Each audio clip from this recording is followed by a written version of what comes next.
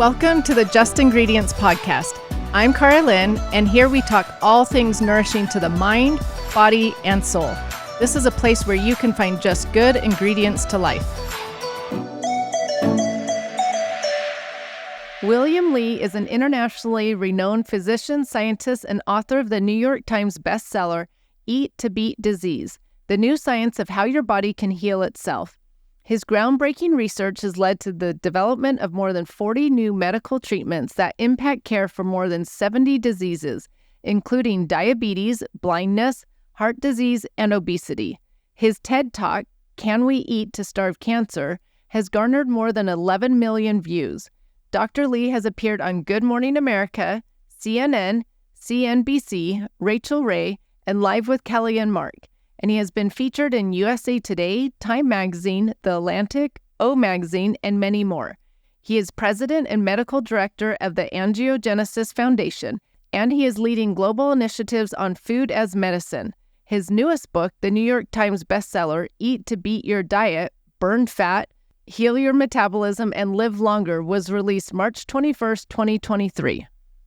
Welcome back to the show, everyone. Today's guest is Dr. Li, and like you've heard from the bio, he has written many books, but today we're going to talk about the Eat to Beat disease, and I'm really excited to talk to him about that and how it affects our health and our immune system, our metabolism, all sorts of things. So welcome to the show, Dr. Li.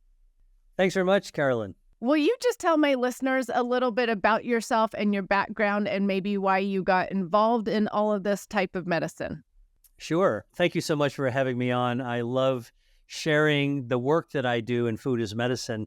I'm Dr. William Li. I'm a physician, a medical doctor. I trained in internal medicine, which means that I take care of young and old, men and women, healthy and sick. And my own orientation, my own focus has really been keeping people healthy, and when they get sick, to figure out how to get them back onto their own pillar of health.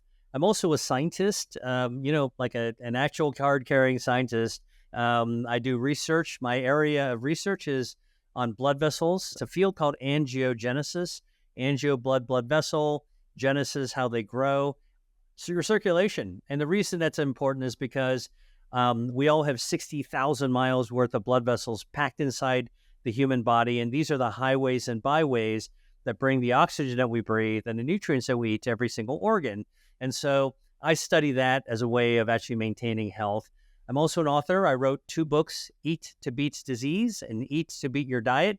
And these books became New York Times bestsellers. But really, Eat to Beat Disease isn't about disease. It's about health. And Eat to Beat Your Diet isn't a diet book. It's really about how you don't need a diet to actually have a healthy metabolism. And so my area of research and the work that I do to kind of get it out to people is what's practical, what is based on science, and what tastes good as well. So I am interested in this Eat to Beat Disease book that you have. Can we talk about some of the different things that you talk about eating that will improve your health? For instance, I know you talk in the book about starving cancer. So is that something that you can do with the food that you choose? Yeah, so in that book, I actually crystallized my own understanding from my research on what leads to our health, right? So when I went to medical school, Carolyn, I was taught all about disease. And this is true for every doctor. We go through hours of lectures and clinical rotations. This is diabetes, this is cancer, this is dementia, this is autoimmune disease. And we learn about disease, we memorize disease, and we memorize the treatments and then practice the treatments, prescribe the treatments to our patients. But all throughout my own journey, I always had in my mind, a more important question, which is, don't tell me about disease, only about disease. Tell me about what is health. And I never got that answer from my professors. In fact, they would actually kind of roll their eyes and smile at me. And it's like, don't worry about what health is. If you don't have disease, you're healthy.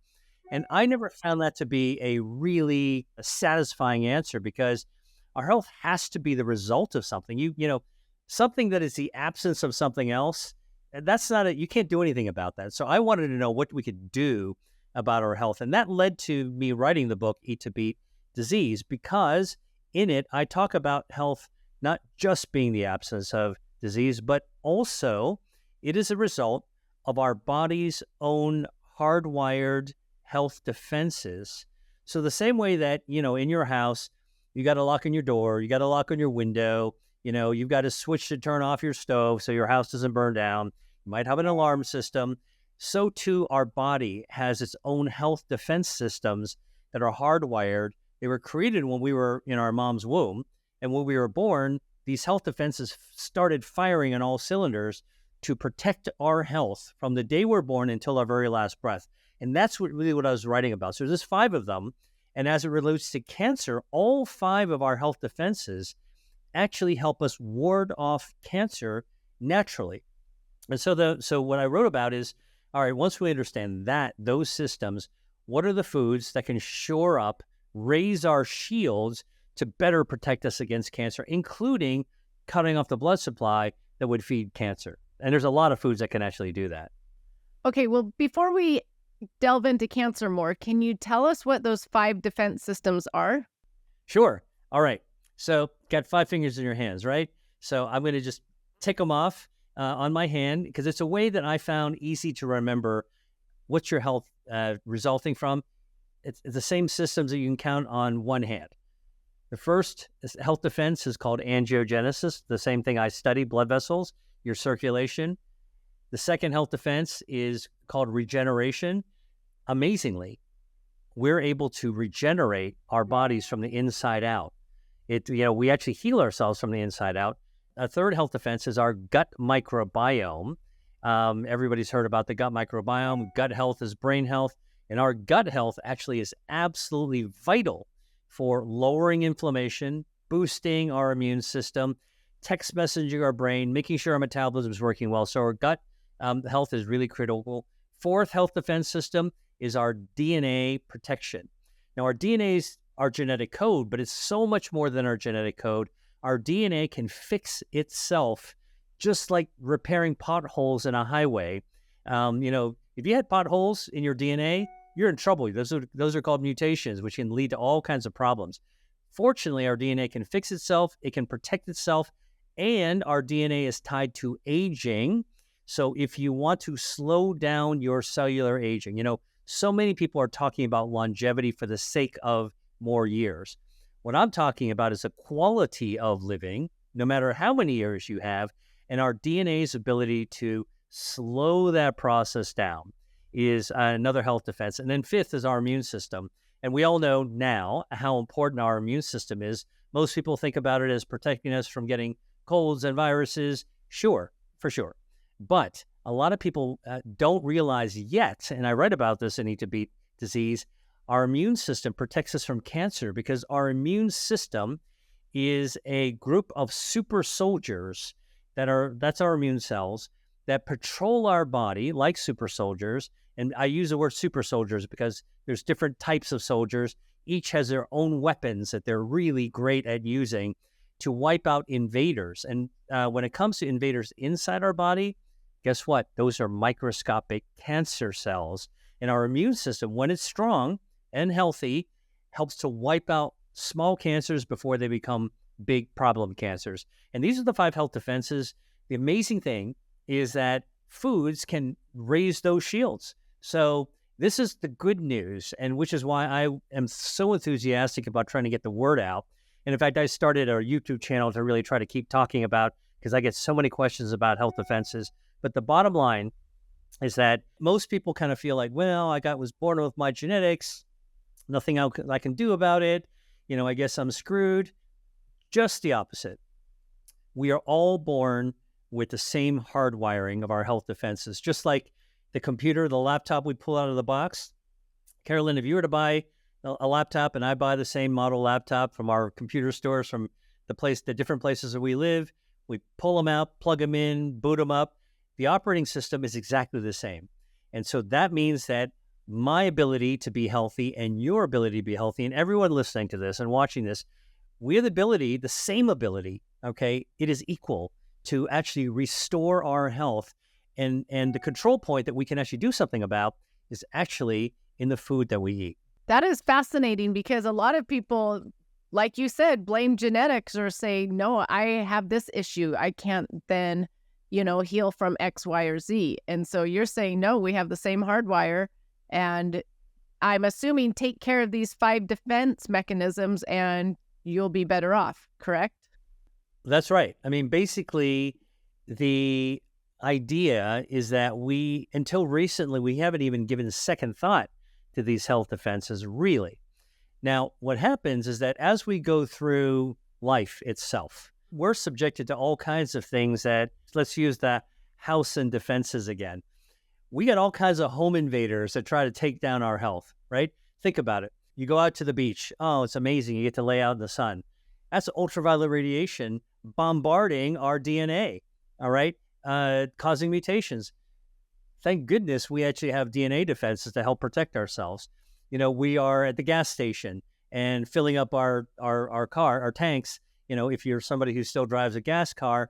And I always ask people, do you stand upwind or downwind from the pump? And people look at me like, what are you talking about? And what I say is that if you can smell the fumes of the gasoline, then you're standing downwind and you're inhaling solvents that are damaging your health defenses, causing inflammation, right? Impacting on your immune system. Thank goodness our body has ways of actually countering them and actually preventing the fallout and the damage. And then, of course, look at all these ultra-processed foods and artificial sweeteners and preservatives, flavorings and colorings that we actually have been eating. And look, I do think that the public at large is getting wise to the fact that whatever our moms fed us, might not have been the best thing when we were growing up. Listen, that was a past generation that, grew up in the 50s and 60s. We're a lot smarter now. And so anybody who is, sort of alert to their own health today realizes that, look, whole natural foods are always going to be better. The least amount of preservatives, artificial preservatives, and chemicals you put in there, the better it is. Local, sustainably grown, those are all things that are going to be better for us. These aren't trends. These are actually getting back to basics. And I think that we lost our way in the last, 70 years or so from the habits, the healthier habits that existed in the past. But the great news is that they're coming back into focus, and we now have the science to understand. That's what I write about in my book, Eat to Beat Disease. So I teach a course on this, by the way, an online course, and I do my YouTube channel. The whole point is that now we can have the power of science to help us really understand why it's so important to try to live a simpler, more natural life. Oh, I love all of that and could not agree more. So I want to go back now to some of these parts because you talked about the 5 defense mechanisms. And so with these 5 defense mechanisms, are there certain foods that help each one, or are there foods that help all of them? What's the best way if people are wanting to support these defense mechanisms? Yeah, well, look, so the great news, and this is the research I've been doing and still am doing, is that there's more than 300 foods that can actually light up our health defenses. And guess what? These foods are the ones that we like to eat, right? And the reason that that's important is that for so long, and I would say a couple of decades at least, the message about food and health has been about elimination, right? So if you want to be healthy, you got to remove this. The message about food in many places has been tied to fear, guilt, and shame. If you're a healthy person, you're a good person, you're going to want to do this. And if you eat this, you're not a good person, and it's going to really take down your health. I think that has put a kind of a mental and emotional burden on our relationship with food that's not been really healthy. The good news is that what the science is showing us is that the foods that we love to eat, you like tomato sauce on your Mediterranean food? Great news. Tomatoes actually have lycopene, which improve your metabolism, shrink your waistline, get rid of harmful body fat and inflammation, and lower the risk of breast cancer and prostate cancer. Oh, how do you actually cook that? What's the best way to eat tomatoes? Oh, well, you want to actually cook the tomatoes gently, so like simmering them. And what does that do? That changes the lycopene, the bioactive, into a form your body loves to absorb. Oh, how do you get it to absorb better? Well, you want to mix it with oil because lycopene likes to dissolve in oil. And what's the best oil to use? Extra virgin olive oil. And so now we're back to something that anybody can understand. You don't have to be a scientist. A little extra virgin olive oil, a little cooked tomatoes, and you got yourself some sauce for your pasta, for example. So this is how my work has been, which is uncovering the different foods. I will tell you that most of them, but the good foods are plant-based. So this actually supports what we're beginning to know. So whole plant-based foods, fruits and vegetables, nuts, legumes, and seeds, healthy oils from plants, herbs and spices. They all contain natural chemicals that light up our health defenses one way or the other. And it's not just one bioactive to one plant, or there's one magic food that you should eat a lot of.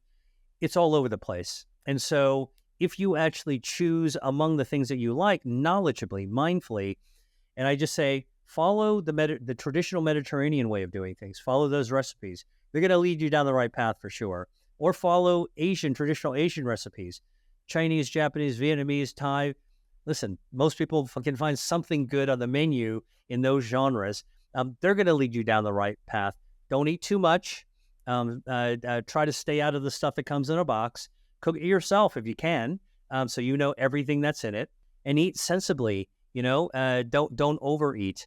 These foods and what's in them will start to light up your health defenses. So the good news is that we are now flipping the script on the idea of subtracting foods for health to adding foods for health.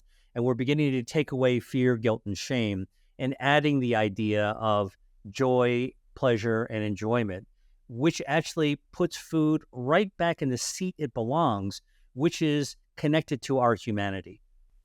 I love the thought of not necessarily focusing on the elimination, but the adding in of the nourishing foods. And, nature provides a lot of foods for us that are very healing and nourishing to the body. And unfortunately, so many people don't get enough of those foods.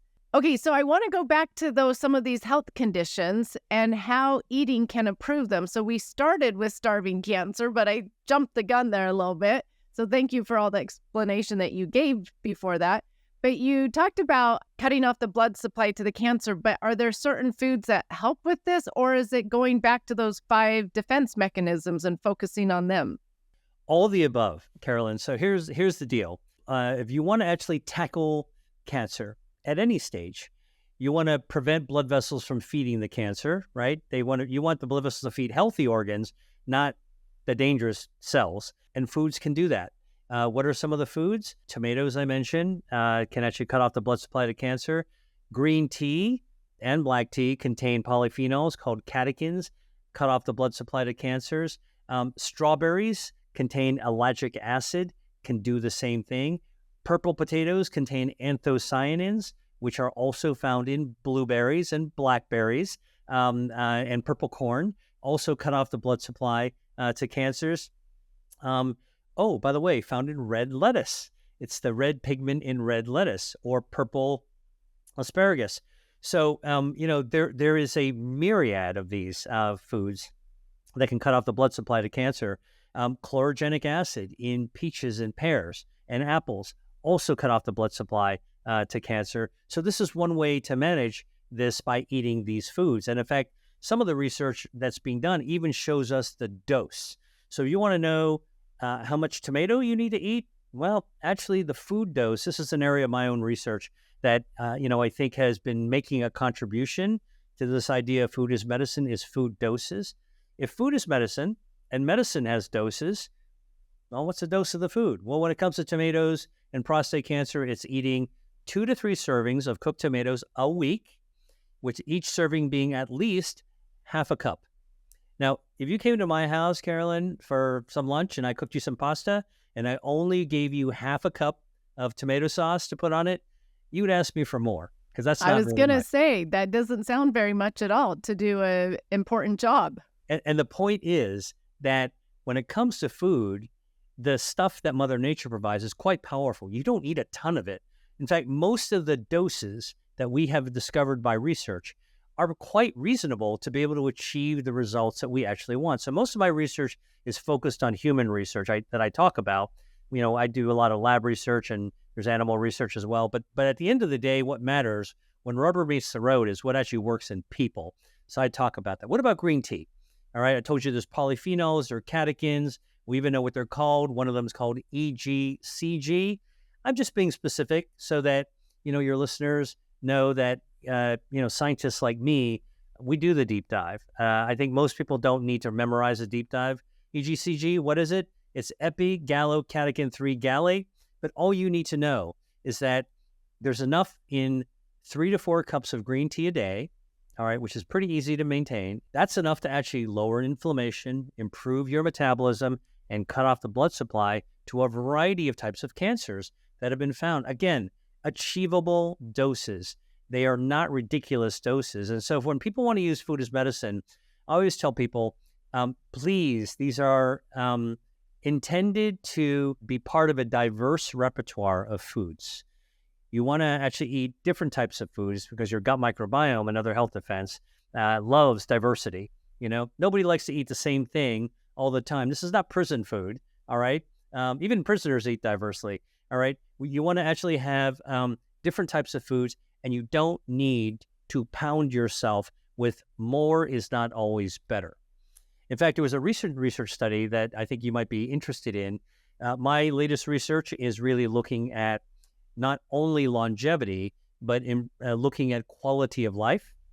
And brain health is one of those things. And there's some recent studies looking at green tea and dementia, anything from vascular dementia to Alzheimer's disease, right? So how do you actually prevent that? Well, it turns out that human studies have shown that drinking green tea actually can improve brain health and lower the risk of dementia by about 20%. Wow. That's a big amount. That's a big number. What's the right number? Well, this is ongoing research, but it's slightly different for women and men. For women, it's like 4 to 6 cups. For men, it's like, 2 to 4 cups or so. But actually what's been shown is that you kind of reach the max when you get about 4 to 5 cups of green tea a day. You don't get more if you drink 10 cups or 20 cups. In fact, if you keep on drinking more and more and more and more tea, you actually lose some of the benefits from it. And so we call it a O-shaped curve. None is not enough. A little bit more is better. A little bit more is better. And then a reasonable amount. About 4 cups a day of green tea would be the dose that I would say generally healthful for health. But if you keep pounding beyond that with that kind of like very American mindset, like if a little is good, then I'm going to have a ton of it. It's going to be a lot better. That's not how this works. And so the good news is that you don't need to spend a ton of money on the most expensive stuff, and you don't need to pound yourself to death with it. But again, this is where we're coming back to this reasonableness approach to life with simpler foods that aren't quite as manufactured and manipulated. That's what circles back when it comes to cancer, starving cancer, but also for activating all the health defenses against really all the other chronic diseases that we're afraid of as well. So interesting. And I love that you talk about more is not always better. That's actually really good to know. And it's fascinating that there are food doses. I think a lot of MDs maybe that are in the Western medical field would not really love this idea of having doses of food. Would you agree? No, listen, I'm a Western trained medical doctor. I actually helped to develop new treatments for cancer and blindness and diabetes. So I'm not a kale waver who has, gotten off the wagon from medicine. I think that food is a tool in the toolbox. And in fact, I think this idea of food doses will ultimately help traditional medical doctors understand that, oh, I get that, because if there's a dose for penicillin or there's a dose for, whatever medicine that we're trying to use for blood pressure, then I guess that idea of a food dose also makes sense. I actually think that it's connecting. But here's the thing that a lot of people kind of, I feel, need to hear. I had less than 4 weeks of education about nutrition, my entire formal medical education and training, okay? Less than 4 weeks. And, we used to always laugh it off to say, this is BS. It's for the nutritionists. We are better than that. We're here doing the drug stuff. Well, I think that, we're eating a lot of crow now in the medical world because we know the drugs can't do it all. And we also know that the cost of treating disease when the horse is out of the barn is going to collapse the system and make the patient who are our friends and relatives and ourselves, suffer unnecessarily. And so prevention is a much better approach. I think most doctors, especially the younger ones, are really beginning to embrace this idea. And food as tool in the toolbox is a perspective that I'm actually being asked by medical schools now to come back and do some teaching and contribute to it. Interestingly, it's not coming from the old faculty. The gray hairs and, the long beards are not the ones that are asking for this. It's the students themselves that are self-organizing courses that are extracurricular, but including into their learning what they need to know about food as medicine. And so to me, that's really encouraging. And by the way, the young generation, they themselves are practicing prevention using better diet, right? And so, can you blame the older doctors who, they eat like crap, they don't exercise, some of them even still smoke, they were never taught it. And if you don't practice, how can you preach, right? True. Well, I love that it's an encouraging future of these, younger doctors and students wanting to use food as a tool in the toolbox. That is a perfect way to say it, because there's lots of tools out there, and adding food into that toolbox is great. Okay, so going back to some of these health conditions, can we talk about dementia just for a minute? Because you talked about the green tea being so beneficial, which I didn't realize it was a 20% benefit. But are there other foods? Like I've heard healthy fats can be protective towards the brain. Is it still just your polyphenols and antioxidants, or what do you think? Yeah, so this is an active area of research that I'm doing. So I'm happy to share the kinds of things that I'm finding, right? So one of the things is that healthy fats, like omega-3 fatty acids, these are polyunsaturated fatty acids, and to a lesser extent, the monounsaturated fatty acids. So the polyunsaturated are omega-3s. You can get them from plants. These are plant-based omega-3s. It's called ALA.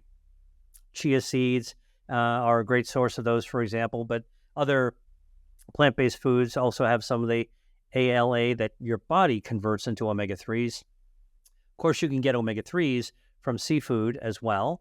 And by the way, if you're a vegan and you're like, well, I don't want to be eating fish, guess what? The omega-3s originally came from plants of the sea. It comes from like the plankton and stuff like that that are in the sea. So it's just that the vegan fish actually eat the plankton, and then other, metasauruses eat the smaller fish until you wind up actually, eating the food fishes. And then that's what we eat. But at the end of the day, it is really a very plant-based, plant-focused origin, or you can have supplements. But omega-3s, which you don't tend to eat enough of, actually have been shown to preserve brain function, to lower dementia. We don't understand all of why that happens. We think anti-inflammation, which healthy fats can do, is an important part of that. So that's actually an example of a healthy fat that's beneficial. Of course, polyphenols are also really helpful as well. Here's a study out of the University of Cincinnati. They were looking at strawberries, ripe strawberries, a cup worth, right? So think about it. Go into your kitchen and pull out a measuring cup that you would use to bake something, right? And just put some ripe strawberries in a cup. Hey, you have not put that many strawberries in that cup, all right? It's not very much. They've studied that. And the way they studied it, they took these ripe strawberries, and in order to make it very even, they freeze-dried the strawberries, ground it into a powder, and then mixed it into water, right? So it's basically the same thing, but just done in a research way, so we're able to measure out exactly who got what and exactly how much. And they found that, eating just 1 cup of strawberries a day for a month in people who were having mild to moderate cognitive decline, all right? This is not full-out rocking back and forth Alzheimer's disease. We're really talking about people who are like, where did I put my keys? And then asking that same question again, like an hour later, right? So this is frustrating for people. And it's the early step. It's the interventional step. And it turns out eating a cup of strawberries a day, probably because of the ellagic acid and the anthocyanins, these are the natural products of the strawberries, lower inflammation, help to connect the brain cells, the neurons. That actually lowers the risk of dementia and also the depression that comes with cognitive decline like poor memory by about 30%. Wow. That's a That's good a thing. lot. Everyone is focusing on adding years to your life. I'm all for that. Okay. Like, who doesn't want to live more years? But the key is that, we can't sacrifice. And this is where I'm focusing my research now on actually making sure for every year you're around, you are actually being all that you can be when it comes to your brain, when it comes to your muscles, when it comes to your metabolism and your energy level, and you're not too tired. Like, all those things play into our ability to enjoy life at every age, at any age, and especially as we get into our elderly years. Oh, I love that. Let's take a quick break to hear from our show sponsor. 10 years ago, the founders of Viore Hair and Body Care met the Red Yao tribe in the Longshan Mountains of southern China.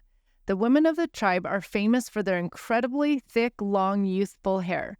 They wash it only with a special blend of Longshan rice and other simple ingredients.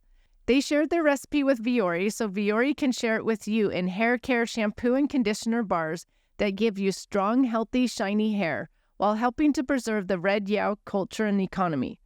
All Viore products are professional grade, color safe, vegan, sulfate free, paraben free, cruelty free, and plastic free, and they're all made with Longshan rice from the Red Yao farmers. Viore gives a portion of their profits to the Red Yao people so that its tribe and its traditions will survive and thrive. That's Viore's beautiful reason. Learn more and shop Viore products at viore.com. Use code JUSTINGREDIENTS for 20% off your first purchase. Offer valid through this month of September only. Now back to the show. Okay, I want to ask you about one other health condition because on TikTok especially, I get in trouble every time I say this word, and I can say it on the podcast, but the immune system. Crazy enough, you cannot say that on TikTok without getting in trouble, and sometimes on Instagram as well. So we're going to talk about it now. Are there certain foods that help stimulate the immune system, and can you really stimulate the immune system?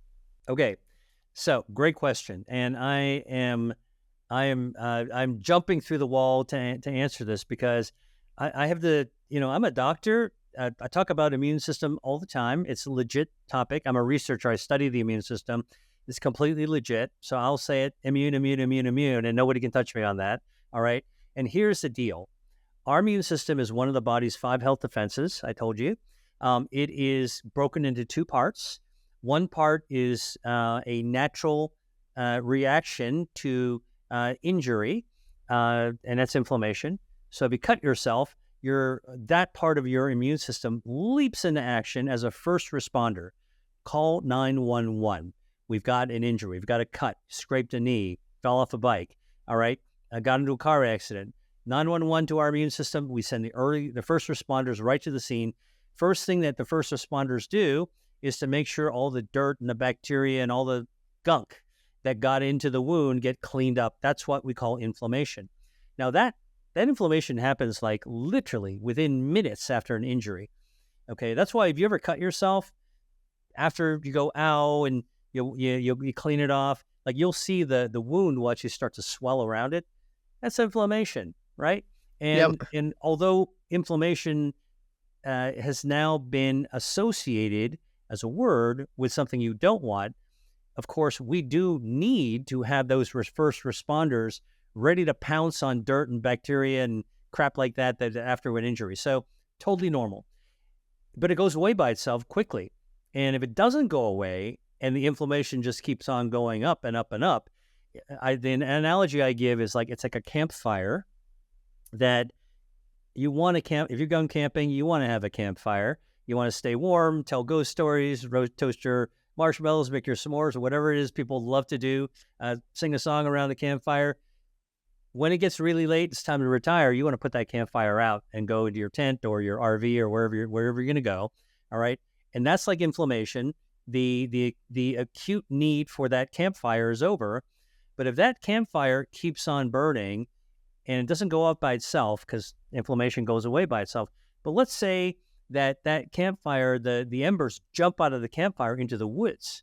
And now you don't have a campfire, you have a forest fire. All right. Now this thing gets bigger and bigger and bigger. You can't put it out.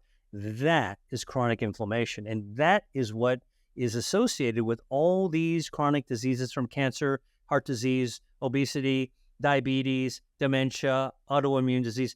When we say that chronic inflammation is the root, associated with every chronic disease that you want to avoid, that's what we're talking about. Not the campfire, that's good for us, but the forest fire that's gone out of control. That's one part of the immune system, healthy and unhealthy. How do you tame the forest fire? Well, first of all, you put out the campfire. Things that can put out the campfire from a food perspective that can help to quell inflammation. Well, many of the same things that starve cancer can actually put out the lower inflammation. So omega-3s can do it. The lycopene in tomatoes can do it. The ellagic acid in strawberries can do it. The chlorogenic acid in peaches can do it. The catechins, the polyphenols in green tea can do it. Mother Nature is very, very smart. She has given most of these natural chemicals, the bioactives, multiple job descriptions. All right. You got to do this. You also got to do that. And then you also have to be able to put out inflammation as well. And that's why, eating foods that can actually boost multiple health defenses is so easy. Let's talk about the other part of the immune system, which is protecting us against infections, for example. That's the second part of the immune system. Lots of different cell types. Our bodies are made out of cells, about 40 trillion cells to be exact, or to be estimated. And immune cells represent a whole bunch of different kinds of cells out there. Think about the protective immune system against infection as sort of like a learned behavior. It's a more sophisticated defense system. Not first responders. Now we're talking about the U.S. Army, okay, or any army any military force you're talking about. And just like a military force, your full-on immune system, the adaptive immune system, is like an army of super soldiers, all right? And these super soldiers, and I'm using this analogy very, very specifically, they all have different specialties. Some like Navy, Air Force, Marines, Special Forces. That's how your immune system works as well. And each of those sub-forces have their own unique weapons that they know how to use together. So our body, our health defense, the immune system knows how to coordinate the special forces and coordinate these super soldiers together to be able to fight off disease. Now, that's a little bit of a long explanation to say, all right, are there foods that can actually help to ramp up our armed forces? How do we actually give them better weapons, or can we actually get them into better shape? And the answer is yes. And we know this from clinical studies. For example, blueberries, which contain anthocyanins, have been studied in athletes. When you actually train for a marathon, like if you're jogging, you're getting in good aerobic shape, it's good cardio. If you're training for a marathon, you are pushing the heck out of yourself. And when you run a marathon, all right, actually a lot of people don't know this, is that by the time you finish a marathon, your immune system drops because it actually lowers its shields. It's so exhausted from the activity, it kind of tapers off. It's been studied now that eating just 1 to 3 cups of blueberries a day, like for a few months before a big marathon-like workout, will prevent your immune system from tapering down. It'll actually just stay up. In fact, it'll be 30% higher than it was before. It'll just keep on shields up. There's been a study looking at young college students who are getting a flu vaccine. Forget about the politics about vaccines. Flu vaccine is a good thing. Not a big deal, actually. I don't know why people make it such a big deal, but I will tell you that, so this is a research study looking at getting a flu vaccine during regular flu season. And the kids, the college students, were getting it with a nasal aerosol. All right, simple way of doing it, no needles. And what these researchers did is they divided the group into one group that just got the vaccine by nasal. The other group got the same vaccine, but they gave them 1 tall cup of a shake made with broccoli sprouts. Broccoli sprouts, 3 to 4 day old broccoli plants. There's no big stalk, there's no big floret, there's no treetop. They're tiny little things you can sprinkle into a salad, or you can put them into any kind of dish. They're decorative, actually. And they taste kind of nutty. They don't taste too sulfury. However, what's in broccoli? Broccoli and other brassica vegetables like cauliflower, kale, Brussels sprouts, they have a natural chemical, a bioactive, called sulforaphane. All right. And these sulforaphanes are what give broccoli their kind of like their potent kind of sulfury taste, classical taste. But the concentration of these sulforaphanes are 100 times higher in broccoli sprouts. So it's almost like broccoli are born or they sprout with all the sulforaphane they're ever going to get. And as they get bigger, it just gets divided up and distributed throughout their bigger body, right? Okay, so the sprouts are super potent, and they gave these kids a shake made out of broccoli sprouts, and guess what they found? They found when they measured the blood of these kids getting the flu vaccine that drinking the shake amped up the beneficial immune response that would protect them against the flu by 22 times. Wow. If they had broccoli sprouts with their vaccine. So this isn't food versus medicine. This is food and medicine, which just goes to show you, like, I'm not about replacing, like, don't go to the doctor, don't take the prescription. What I'm saying is that even if you're getting treated for whatever, you can still use food as a tool in the toolbox to be able to amp your health defenses. Here's another one, mushrooms. Mushrooms contain something called beta-D-glucan. It's a soluble fiber, natural bioactive, and it's found in the cap of the mushroom, right? So you buy white button mushrooms, you bring them back, you might wash them off a little bit. What did I used to do? I used to cut the cap off, throw away the stem, cook with the cap. I like to cook, so I talk about this stuff. But guess what? We've done research. The beta-glucan, the good stuff, which boosts your immune system, by the way, is in the cap of the mushroom, but the stem has twice as much of the beta-glucan. So don't throw the stem away. Cook it. Put it into a blender. Make a soup out of it. Slice it up into a salad. It's got twice the good stuff. And that's an example of actually how you can actually boost your immune system as well with mushrooms. So these are just some examples of the real stuff in food studied in humans that actually can amp up your immune defenses. Well, I love that. And I love the analogy of the campfire because that is a great analogy. And same with the different armed forces that makes the immune system really easy to understand. So thank you for explaining it like that. And of course, there are so many other foods. I mean, we didn't even touch upon different vitamins and what they can do and the vitamins found in different foods for the immune system. And of course, the gut needs, to be in good shape for the immune system as well. And we didn't even touch upon that. Of course, they can learn more about that from your book. But I actually want to talk about your other book right now, Eat to Beat Your Diet. So I know you started telling at the beginning a little bit about this, but why did you call this one your diet rather than the Eat to Beat disease? Because that one makes sense, like prevent it and let's not have this disease. But why Eat to Beat Your Diet? Well, I'll be really honest with you. When I finished my first book and it became very successful, my publisher was telling me, hey, your next book should be a diet book. And I'm really totally not about diets. It's not that I don't believe in diets. I mean, obviously it's a whole industry out there, but I kind of always feel that trying to get into a strict, rigid program where you got to be a robot and one size fits all, and you got to be super restricted and super disciplined, just isn't sustainable. And so people mostly go on a diet to lose weight. And I also think that, losing weight for health is really useful. Losing weight for vanity, using a program that you can't stick with, is really just kind of a rinse and repeat kind of series of false starts in your life. And so I found a way to actually get into the topic by saying, guess what?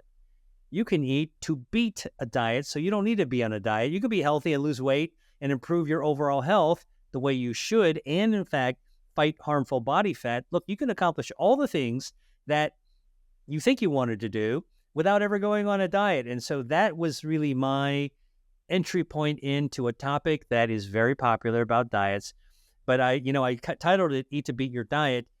If you think about the words, eat to beat your diet, that means you can actually clobber the diet, forget about it, move it out of the way, and then eat to enjoy and improve your metabolic health. And in this book, again, I'm a researcher, so I write about the research I'm doing, and I write about new research discoveries that are changing the game in terms of how we understand our bodies, right? So think about it. We all grew up in school. We went to phys ed or, learn your body. And, the boys learned about the boys and the girls learned about the girls and pregnancy and all that kind of stuff. And then we thought, like, okay, come on. We probably pretty much know everything we know about the brain and the kidneys and all that stuff. And by the way, when I went to medical school, that was what I assumed. Like, yeah, we do fancy research and we get these little tiny little bits of additional knowledge about the molecular stuff. Hey, let me tell you something. We are making jaw-dropping discoveries every other year, sometimes even every year, about the human body in ways that we didn't ever suspect. And so here's what I wrote about in Eat to Beat Your Diet. Most of what we assume about metabolism, which is a lot of what diets are about, is wrong, right? So here are the assumptions, and you can tell me, Carolyn, if you would agree with me on this.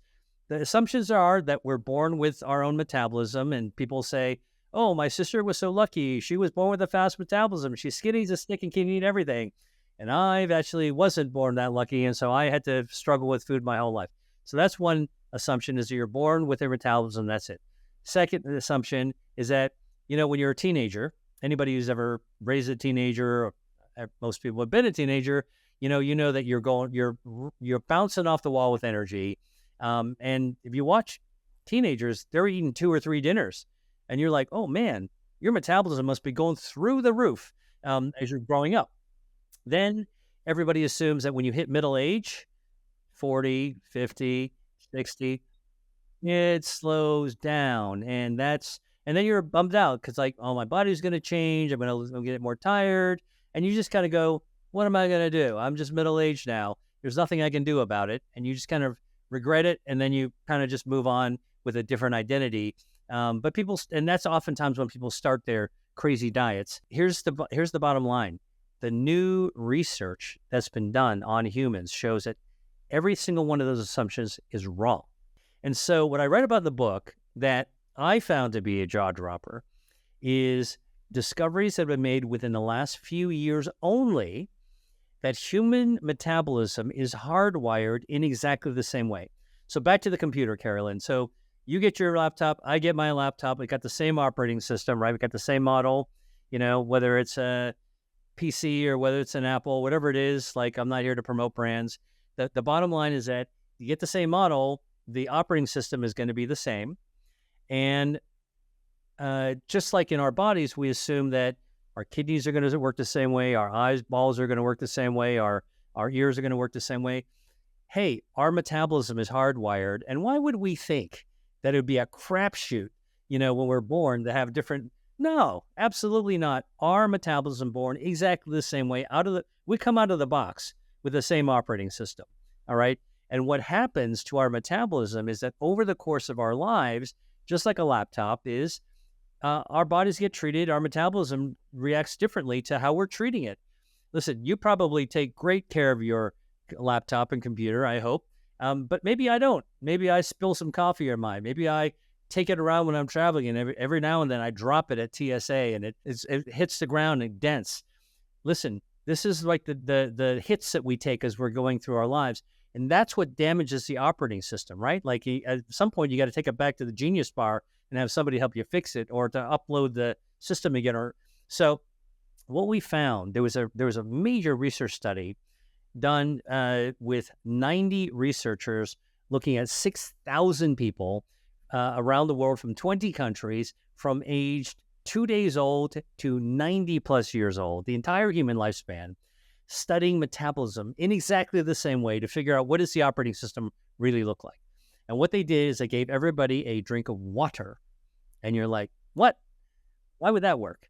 Well, it turns out that with water, H2O, you can actually do these little fancy things. You can actually tweak the H, the hydrogen. You can tweak the O, the oxygen. Gulp it down. Even babies got to drink, and older people have to drink too. And you can measure from the breath, from the urine and the blood, how the body metabolizes the hydrogen and the oxygen to water. Then you can actually figure out what the metabolism is like across the entire human lifespan, right? Remember those assumptions we made?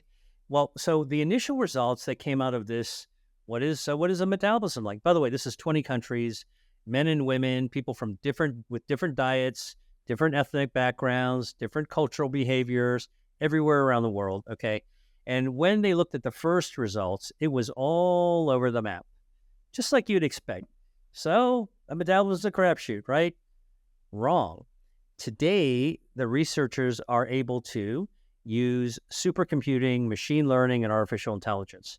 So what they did is they said, well, we know the age and the body size and the weight of all the individuals that were in this research subject. So we can calculate for every individual how much extra body fat they actually had, excess body fat. So then they programmed this to remove from the results of this research study involving water and metabolism.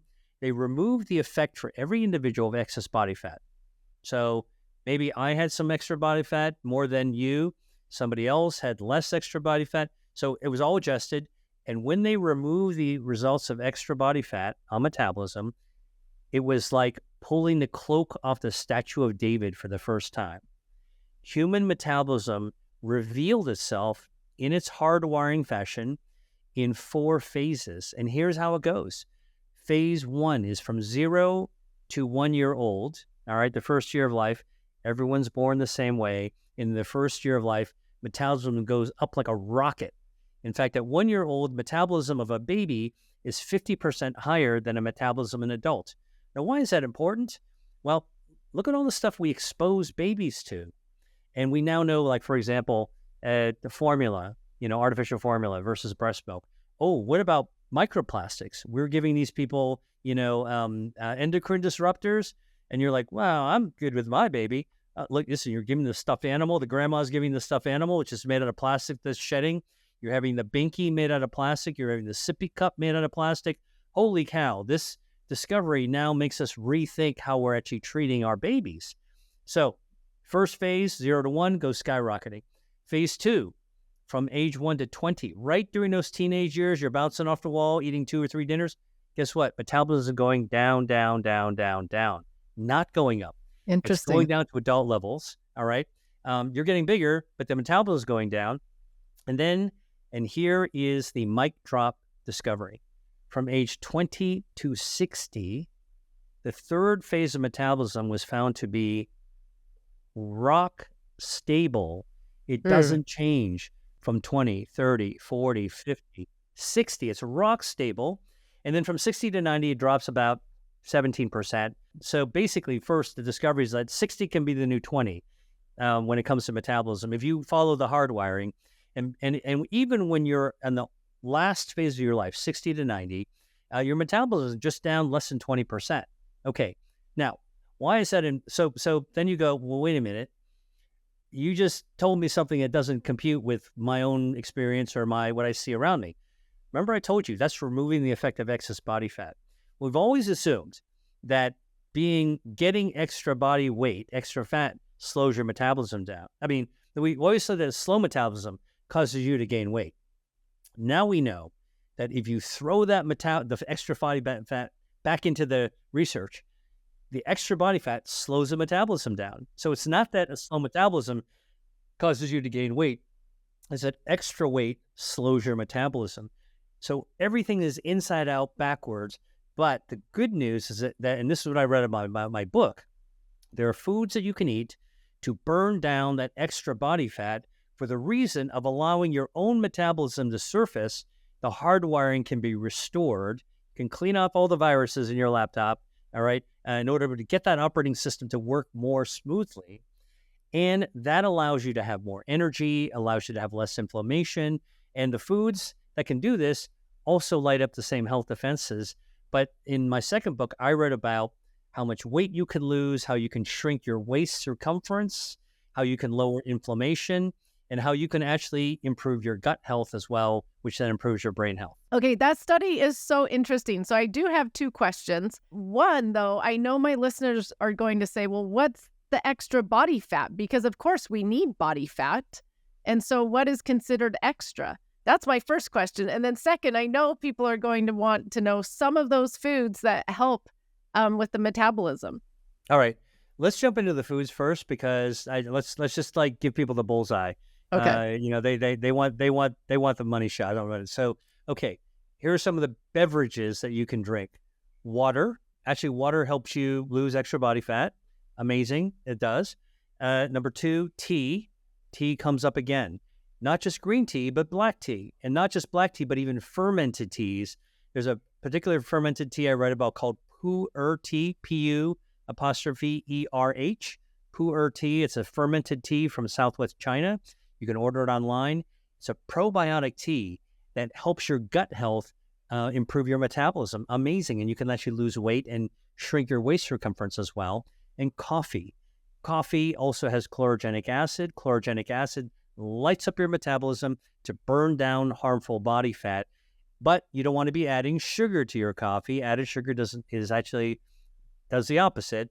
And you don't really want to be adding a lot of dairy product to your coffee, like milk or creamer or half and half, because the fat from dairy forms little soap bubbles around the chlorogenic acid, the good metabolic stuff. And when you drink coffee with milk or cream, you're getting the chlorogenic acid in your body, but it is not easy to absorb. So it tumbles down through your gut and you don't absorb. Maybe you might only absorb 15 to 20% of what a gulp could actually give you. And so you're kind of cheating yourself of that. So nut milks will not do it. So if you don't want to have dairy milk, what do you want to do to actually cut the bitterness of the coffee? Nut milk, almond milk, cashew milk, soy milk. Those are all better milks for getting the benefits. So those are 3 beverages. What are some of the other foods that can actually do it? Omega-3s from seafood, or omega-3s from supplement, or omega-3s from plant-based foods like chia seeds. And then you got the entire repertoire of fruits and vegetables, onions, capers, leafy greens like broccoli, bok choy, broccolini, all will do it, Swiss chard, all good. Mushrooms, again, with the beta-glucan can actually help to burn extra body fat. What about the fruits? Strawberries, blueberries, raspberries, stone fruit like peaches, all the same things we talked about a little earlier with the context of their health defenses. Guess what? Here's Mother Nature at work again. Another job description, another skill set. If these bioactives had a LinkedIn account, they'd be having a lot of different skill sets that actually put in there to help your health defenses and to be able to actually help your metabolism and burn down harmful body fat as well. So back to the question about, well, how much is enough and how much is too much? I will tell you, everybody wants that magic number, right? I'm not going to give you a magic number because that's not realistic. Every individual is different. We now know that when it comes to healthy body weight and healthy body composition, which is a better way to think about it, body composition basically includes, there is an overall weight, but that weight's made out of water, bone, muscle, fat. You got to account for everything. You don't want less bone, you don't want less muscle. So there are ways to lose weight from the good stuff you don't want. So composition is a better way. And because there are people who have big frames, the East German Olympians, right? They're big, right? The big Russians in the Olympics, they're really big. Big frame people will need to have more body fat to be healthy. And then, of course, there are the people who are tiny and thin. They're going to have less. So everyone's a little bit different in terms of the actual amount, in terms of what the weight is. And then by the same token, for every individual, based on their body size and composition, they can have more percentage of body fat that can actually be harmful. Now, body fat is a couple of things. It is a cushion. These are the healthy things. It's a cushion, right? Thank goodness it's a cushion, right? Listen, we all sit on our own cushions. We got 2 cushions, right, on Yep. our high knees. So a chair wouldn't be smashing down on our hip bones. So it's a cushion. But think about it. If you trip and fall on the rug, thank goodness you had some body fat as a cushion, because if you had no fat, splat, your organs would pop open, right? So thank goodness we've got some little airbags inside our body, right? So it's a cushion. Our fat is also a fuel tank for storing energy. So when the way that we fill up our car with gas, our gas tank in our car is storing the gas, right? Well, our fat cells stores the energy from the food that we eat. Whatever we're not burning in our bloodstream, whatever we don't need for our muscles, everything else gets stored in our body fat. That's how our metabolism works. It's our fuel tank. Now, you don't want to have too much fuel carrying around in your fuel tank. That's extra body fat. It's different for every individual. If you're a super active person, you're going to need more fuel in your fuel tank. You're going to have more fuel tanks. If you're somebody who doesn't move around so much, you're not going to need as much fuel in your fuel tank. And I want to explain this to show you there's no magic number that every trainer is looking for. Somebody, looking for that simple, app that you can say, well, what's my number? And then I would say that, but the most important thing is that body fat is an endocrine hormone organ. It's an organ that releases hormones, and body fat releases leptin. Leptin goes to the brain. Leptin tells your brain you're full. So think about when you are at the gas station, the filling station, you're putting gas in the tank. What happens when your tank is full? The gas is rushing through, and when you're full, it goes click, done. That's a signal to you to take the nozzle out and put it back on the pump, right? Well, your fat cells, when it's filled up with energy, it doesn't go click right away. It releases leptin. The leptin goes to your brain to say, hey, tank is full, guy. Stop eating. All right. So it causes satiety or fullness. Fat makes that. So having enough body fat allows us to feel full. Very important thing. The other thing about body fat as a hormonal organ, it makes like a dozen different hormones, but one of the most important hormones it makes is called adiponectin. That's ADIPO, adiponectin, NECTIN, for those people who are trying to take notes of adiponectin. All right. Adiponectin is one of the hormones that is the most important in your body. In fact, Carolyn, if you came to my clinic and you said, hey, Dr. Lee, can you measure all of my hormones, please? And I took a vial of your blood, sent it to the lab, and told the lab, measure everything. Spare no details when it comes to hormones. And I can tell you that your adiponectin level will come back 1,000 times higher than every other hormone in your body. Your cortisol, your estrogen, every other hormone, 1,000 times. Now, how could that be? Wow. Why would there be such an important hormone made by body fat? Because adiponectin, connected to your fuel tank and your metabolism, adiponectin made by fat collaborates with insulin to be able to help keep insulin sensitivity so that your body can use glucose efficiently, so you can manage your glucose levels. And without adiponectin, the insulin doesn't work that well, and so you're not that sensitive to insulin. Now, isn't that one of the problems with having too much body fat with metabolic syndrome or obesity? You got insulin insensitivity, and that's because when you got a ton of body fat, it becomes very inflamed. Too much fat causes inflammation. Remember that campfire that turns into a forest fire, and now it's inflamed, and now you can't orchestrate that hormone, including adiponectin, so now you're not insulin sensitive. Now you're not even drawing fuel into your fuel tanks in the right way, and now your metabolism is out of whack. So you asked a simple question. How much fat is good? I'm telling you, you need some, and I'm giving you the reasons why you need some, but that exact amount is going to be slightly different for every individual. So that's why metabolism is highly personalized, even though we're all hardwired with the same operating system to be able to actually run efficiently. All of this about metabolism is fascinating. I am excited to go read the book because, like you said, we've had those myths forever that, we have a slower metabolism than so-and-so and all those different things. And I'm excited to go read this. And I know the listeners will be too, especially to hear about the different foods that can benefit the metabolism. And so thank you so much for explaining all of that about metabolism and about your book. And as we wrap up right now, will you just tell my listeners where they can find the book? I'm assuming at all different book selling locations? Yeah, you can find Eat to Beat Disease and Eat to Beat Your Diet anywhere where books are sold. I like to encourage people to buy books from their local independent bookstore. It's an old traditional place, and you get to know the people and they get to know you, and they carry all kinds of cool books. But honestly, you can have it, with one click, you could have it delivered to your doorstep the next day. That's how I usually get my books. But also, you can come to my website at drdrwilliamlee.com. Follow me on Instagram, Facebook. Like I said, I am putting a lot of effort into answering questions that people are asking me about metabolism and about health and about foods on my YouTube channel. And I also teach a course that I run periodically. It's an online course for anybody who, basically goes, it's time for me to do a deep dive and I really want to master this stuff.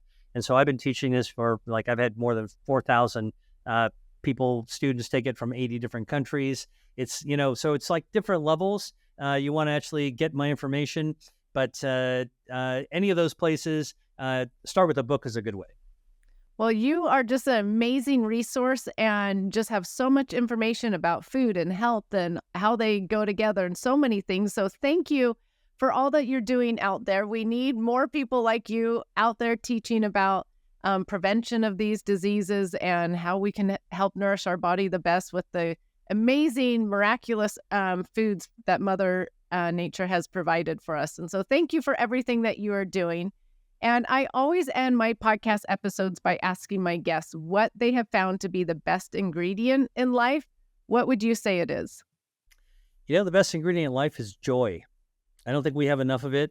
I don't think we value it as much, and we should all be seeking it. I think that, we live at a period in history where, every little glimpse of joy that we have that we can actually put into our lives really makes life more worth living.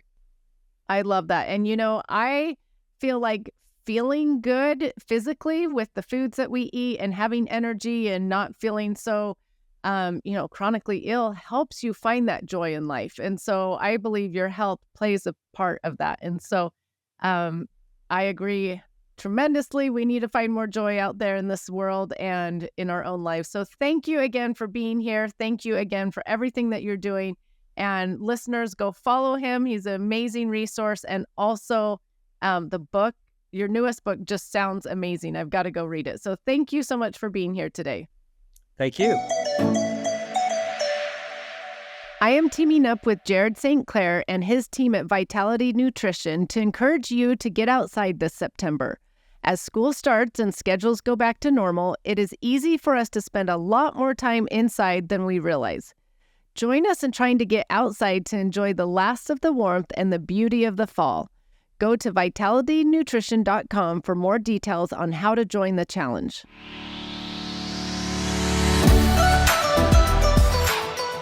Thank you so much for listening. Remember to subscribe to the Just Ingredients podcast to learn more about your health and good ingredients to life. Plus, get daily tips at just.ingredients on Instagram.